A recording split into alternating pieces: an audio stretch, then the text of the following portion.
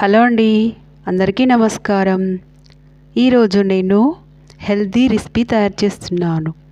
ఎప్పుడైనా స్వీట్ తినాలనిపించినప్పుడు, దేవుడికి నైవేద్యంగా పెట్టాలని అనుకున్నప్పుడు ఇలా ఒకసారి చేయండి. హెల్దీకరమైన ఫుడ్ పిల్లలు పెద్దలు ఎంతో ఇష్టంగా తింటారు. ఈరోజు నేను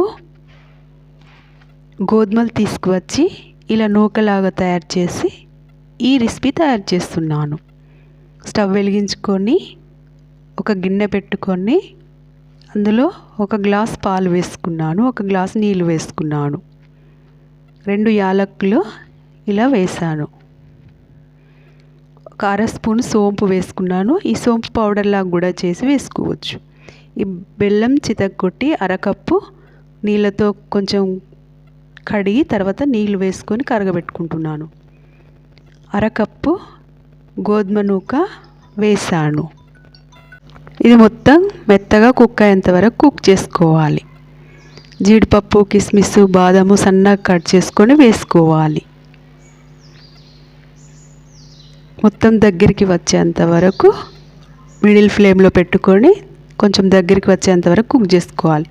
ఈ బెల్లం కరిగించుకొని ఇందులో వేసుకోవాలి. ఇవి మొత్తం కలిసేంత వరకు కలుపుకోవాలి. గోధుమలలో పీచు పదార్థం, ప్రోటీన్, ఐరన్ ఉంటాయండి. మనము ఈవినింగ్ గోధుమల పిండితో పుల్కాల్, చపాతీ చేసుకొని తినడం వల్ల ఊబకాయం ఉన్నవారు ఊబకాయం తగ్గుతారు, ఆరోగ్యంగా ఉంటారు. ఇలా కుక్ అయ్యాక దించి కొంచెం చల్లారాక ఇలా గ్లాసులో వేసుకొని త్రాగవచ్చు, లేదా ఒక గిన్నెలో తీసుకొని స్పూన్తో కూడా తినవచ్చు. చూడండి ఎంత బాగా వచ్చిందో. ఇలా అప్పుడప్పుడు చేసుకొని తినడం వల్ల మన ఆరోగ్యానికి మేలు జరుగుతుంది. చపాతీ చేయలేని వాళ్ళు ఇలా పాయస రూపంలో కూడా చేసుకొని తాగవచ్చు. ఈ గోధుమ నూకతో ఉప్మా కూడా చేసుకొని తినవచ్చు. చూడండి ఎంత బాగుందో. అందరూ ఆరోగ్యంగా ఉండడం కోసం ఇలా హెల్దీకరమైన ఫుడ్ని తయారు చేసుకొని తినండి.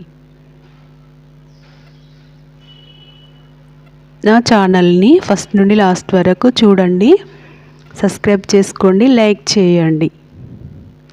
నా ఛానల్కి సపోర్ట్గా ఉండండి. అందరికీ ధన్యవాదాలు.